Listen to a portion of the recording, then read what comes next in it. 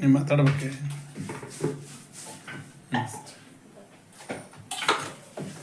ನೋಡಿ ಚಪಾತಿನ ಈ ಥರ ಲಟ್ಟಿಸ್ಕೋಬೇಕು.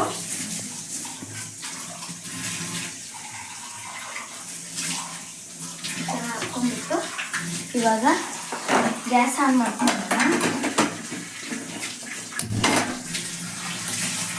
ಇವಾಗ ತವಕ್ಕೆ ಚೂರು ಎಣ್ಣೆ ಹಚ್ಕೋಬೇಕು. ಹಂಚು ಕಾಯಿಲಿ ಅಂತ ಹೇಳಿ ಇವಾಗ ಹಿಟ್ಟನ್ನು ಇನ್ನೊಂದು ಚಪಾತಿನ ಲಟ್ಟಿಸ್ಕೊಳ್ಳೋಣ. ಹಂಚು ಚಟ ಚಟ ಅಂದಮೇಲೆ ಚಪಾತಿ ಹಾಕಿ ಇನ್ನೊಂದು ಚಪಾತಿ ಲಟ್ಟಿಸ್ಕೋಬೇಕು. ನೋಡಿ ಈ ಥರ ರೌಂಡಾಗಿ ಚಪಾತಿ ಉಟ್ಕೋಬೇಕು. ಹಂಗಂದ್ರೆ ಚಪಾತಿ ಚೆನ್ನಾಗಿರುತ್ತೆ, ತಿನ್ನೋಕ್ಕೂ ಮನಸ್ಸಾಗುತ್ತೆ, ಉದ್ದಕ್ಕೂ ಚೆನ್ನಾಗಿರುತ್ತೆ. ಇವಾಗ ಬೇಳೆ ಪಲ್ಯನೂ ಬೇಯ್ತಿದೆ ಅಲ್ಲಿ ಕುಕ್ಕರಲ್ಲಿ.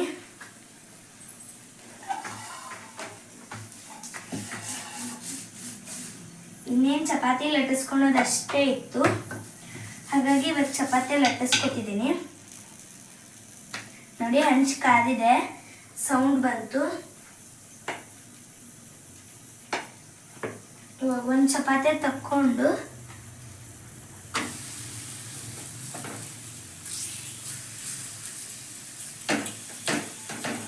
ಈ ಥರ ತವಕ್ಕೆ ಹಾಕೋಣ.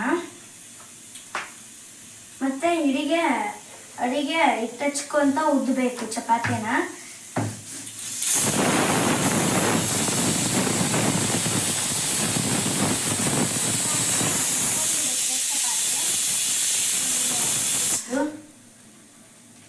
ಇದನ್ನೇನು ಮಾಡಬೇಕು ಅಂದರೆ ಇಷ್ಟೇ ತೆಗೆದ್ಬಿಟ್ಟು ಹಿಂಗೆ ಇಟ್ಬಿಡ್ಬೇಕು.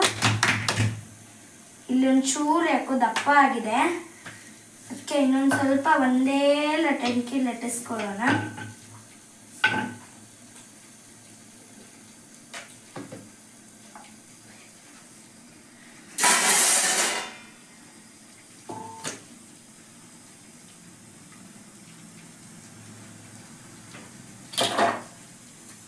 ಚಪಾತಿ ಏನಾಗ್ತಾ ಇದೆ ಈಗ.